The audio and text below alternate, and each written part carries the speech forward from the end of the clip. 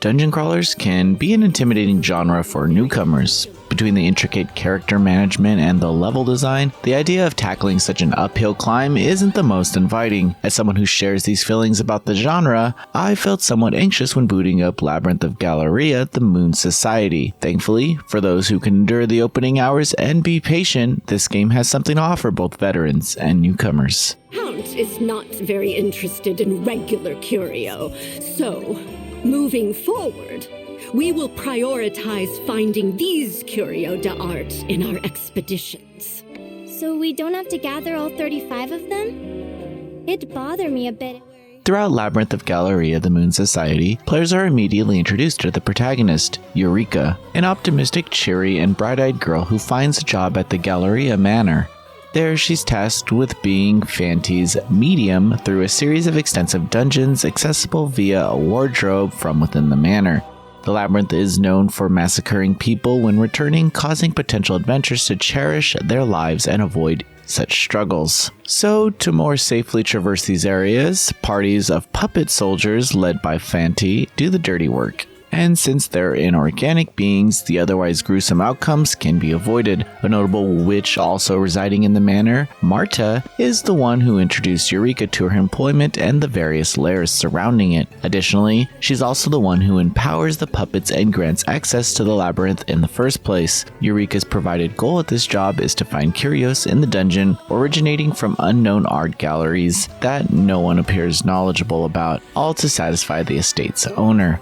While the narrative's premise may seem dry, its details become somewhat engrossing the further one progresses, thanks to its memorable cast. Veiled truth regarding the mysterious curios hidden between the labyrinth, clues about the manor's previous owner, and other related subject matter, such as another young girl residing within the estate, all contribute towards the game's sense of discovery, and those plot elements loosely tie into the actual gameplay, comprising dungeon crawling mechanics and turn-based combat. Neither of these concepts are executed in an obtuse, contrived manner, but the game does an exceptionally poor job of introducing them. Right from the start, tutorial after tutorial is shoved in the player's face, leaving no room for natural learning from the core gameplay itself. The actual exploration of the labyrinth feels like it takes far longer to reach than it truthfully does because, at least in my case, the constant tutorial prompts were just too severe.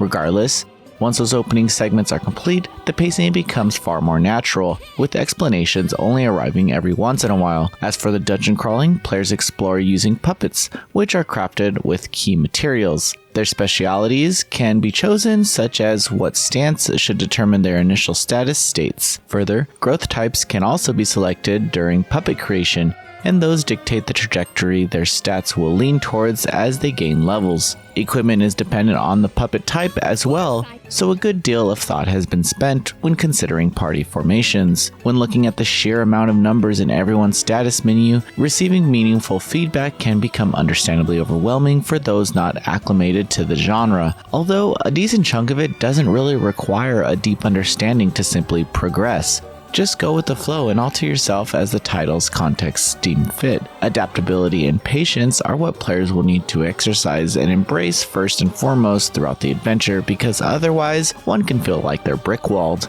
My experience initially comprised such thoughts, since I underestimated the difficulty the beginning obstacles provided if certain measures aren't taken. The manor base is where players should pay considerable attention because one of the central mechanics, witch petitions, are vital to feeling secure within the labyrinths. These diverse functionalities unlock from mana gathered in the dungeons and are one of the collective key points to succeed. A self-explanatory shop housing restorative items of all kind also greatly aid during travel. Further, if the puppets sustain severe enough damage, their limbs can be torn, requiring restoration that can cost a pretty penny if the needed materials aren't present. In retrospect, if one takes their time and digs through the menus instead of brute forcing the adventure, a genuinely enjoyable gameplay loop balance is born. These strengths are then amplified by certain aspects of the dungeon design. As narrative progress is made, players will be granted new traversal methods, like destroying walls of the map or crossing tiles of poison. These tools help keep the pacing fresh, though there are some instances where I found the current pathway to be a tad too obscure and out of the way to reach. These occurrences weren't terribly common and could just be due to my lack of experience with the genre, but they did hinder my enjoyment every so often. My most vital tip that may not seem initially obvious to beginners is to pay attention to the layout of the walkable tiles, since symmetry can hint towards unventured lands. To potentially prevent cases of being lost, you can write notes to place on specific map tiles. Granted, typing out these messages is cumbersome on PlayStation and is likely more convenient on the Switch or PC. In the realm of audio, Labyrinth of Galleria, the Moon Society boasts an endearing English dub almost entirely lifted by the efforts of the voice actress behind Eureka. She captures the joviality and innocence of the character perfectly,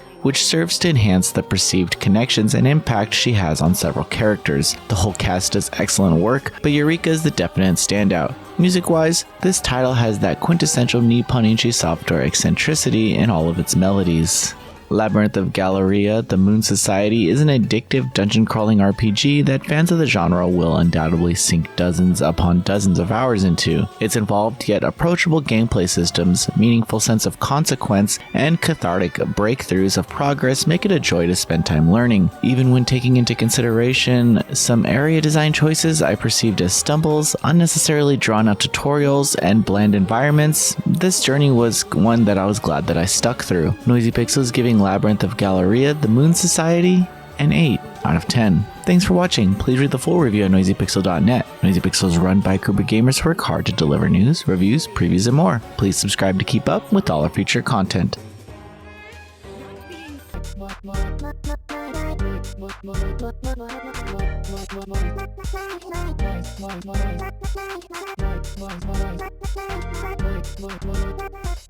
Noisy Pixel.